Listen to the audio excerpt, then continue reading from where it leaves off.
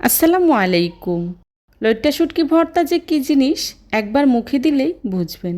এই ভর্তার গন্ধটা এমন, না খেয়ে থাকা মুশকিল। এই ভর্তা একবার খেলে ভাত না খেয়ে থাকা যায় না। যারা শুটকি খায় না তারাও এই ভর্তা খেয়ে ফ্রেন্ড হয়ে যাবেন। আজ এমন একটা ভর্তা বানাবো যার গন্ধে ঘ্রাণে আপনি সাথে সাথে ভাত নিয়ে খেতে বসে পড়বেন।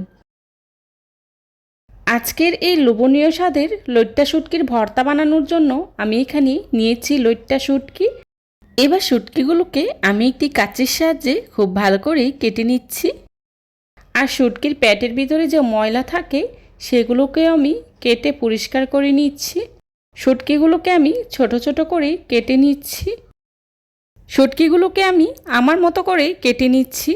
আপনারা আপনাদের পছন্দ অনুযায়ী কেটে নিতে পারেন। অফ ক্যামেরায় আমি সবগুলো শুটকি কেটে নিয়েছি। এবার শুটকিগুলোকে আমি ফুটন্ত গরম পানি দিয়ে 10 মিনিটের জন্য ভিজিয়ে রাখবো। এতে করে শুটকির গায়ে যে ময়লা আছে সেগুলো পরিষ্কার হয়ে যাবে। আর এই শুটকিগুলোতে প্রচুর পরিমাণে ময়লা থাকে, গরম পানি দিয়ে ধুয়ে নিলে আর ময়লাটা থাকে না।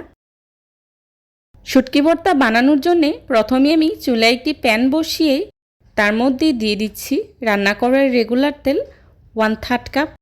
আপনারা চাইলে সরিষার তেলটাও ব্যবহার করতে পারেন। তেলটা হালকা গরম হয়ে আসলেই দিয়ে দিচ্ছি আস্ত রসুনের কোয়া। এখানে আমি ছোট সাইজের একটি রসুন ব্যবহার করেছি। তার সাথে দিয়ে দিচ্ছি কাঁচামরিচ 4টি, শুকনো মরিচ 6টি। আমি এখানে 2 রকমের মরিচ ব্যবহার করেছি। এতে করে ভর্তাটা খেতে খুবই ভালো লাগবে। এখন সবগুলোকে আমি কিছুক্ষণ ভেজে নেব। ভাজা হয়ে গেলেই দিয়ে দিচ্ছি আগে থেকে ধুয়ে পরিষ্কার করে রাখা লইট্টা শুটকিগুলো দিয়ে আমি রসুনের সাথে খুব ভালো করে ভেজে নিচ্ছি। লইট্টা শুটকিগুলোকে আমি 10 মিনিটের মতো গরম পানিতে ভিজিয়ে রেখে তারপর 3-4 বারের মতো পানি পাল্টিয়ে খুব ভালো করে ধুয়ে পরিষ্কার করে নিয়েছি। লইট্টা শুটকিগুলোকে এভাবে তেলে ভেজে ভর্তাটা তৈরি করলে শুটকির যে একটা আইসটা গন্ধ আছে সেটা কিন্তু থাকে না, আর ভর্তাটাও খেতে ভীষণ মজার হয়। আমার শুটকিগুলো ভেজে নেওয়া হয়ে গিয়েছে। দেখতেই পাচ্ছেন শুটকিগুলোকে আমি কী পরিমাণে ভেজে নিয়েছি। এবার চুলা থেকে নামিয়ে নিচ্ছি। চুলা থেকে নামিয়ে শুটকিগুলোকে আমি ঠান্ডা করে নিয়েছি। এখন একটি ব্লেন্ডার জারে দিয়ে খুব ভালো করে ব্লেন্ড করে নেব। আমি ব্লেন্ডার জারে দিয়ে ব্লেন্ড করে নিচ্ছি। আপনারা চাইলে পাটায় বেটেও ভর্তাটা তৈরি করে নিতে পারবেন। তবে যেভাবে ভর্তাটা তৈরি করেন না কেন খেতে কিন্তু খুবই মজার হয়। দেখতেই পাচ্ছেন শুটকিগুলোকে আমি ব্লেন্ডার জারে দিয়ে খুব ভালো করে ব্লেন্ড করে নিয়েছি। এবার আমি যে প্যানে শুটকিগুলোকে ভেজে নিয়েছিলাম একই প্যানে দিয়ে দিচ্ছি আরও 1 টেবিল চামচ সয়াবিন তেল। তেলটা হালকা গরম হয়ে আসলেই দিয়ে দিচ্ছি রসুন কুচি আর দিয়ে দিচ্ছি পেঁয়াজ কুচি 1 কাপ। এখন নেড়ে খুব ভালো করে মিশিয়ে নিচ্ছি। পেঁয়াজগুলোকে আমি এভাবে অনবরত নেড়ে চেড়ে খুব ভালো করে ভেজে নেব। পেঁয়াজটা যখন অনেকটাই নরম হয়ে আসবে তখনই এর মধ্যে দিয়ে দিচ্ছি 1 টেবিল চামচ লাল মরিচের গুঁড়া। মরিচের গুঁড়াটা আপনারা আপনাদের টেস্ট অনুযায়ী ব্যবহার করবেন। দিয়ে দিচ্ছি লবণ 1 চা চামচ। এখন নেড়ে খুব ভালো করে মিশিয়ে নিচ্ছি। মেশানো হয়ে গেলেই দিয়ে দিচ্ছি আগে থেকে ব্লেন্ড করে রাখা শুটকির মিশ্রণটা দেওয়া হয়ে গেলে খুব ভালো করে নেড়ে মিশিয়ে নিচ্ছি। এভাবে অনবরত নেড়ে চেড়ে কিছুক্ষণ ভেজে নেব।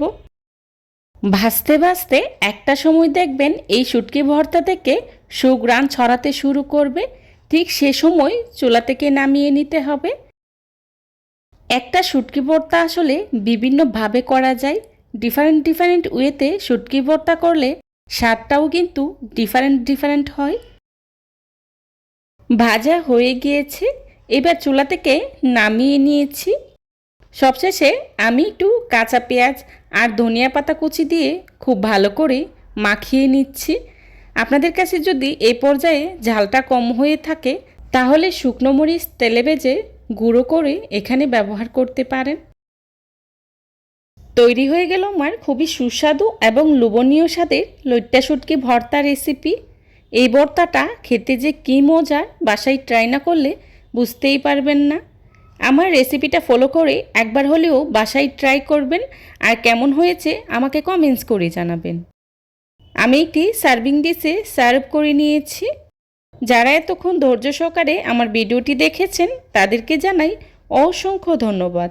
এই ধরনের সব ঘরোয়া এবং মজার মজার রেসিপি পেতে আমার চ্যানেলটি ভিজিট করে আসবেন প্লিজ। আমার পরবর্তী রেসিপি দেখার আমন্ত্রণ জানিয়ে আজকের মতো এখানেই বিদায় নিচ্ছি। সবাই ভালো থাকবেন, সুস্থ থাকবেন। আল্লাহ হাফেজ। আসসালামু আলাইকুম।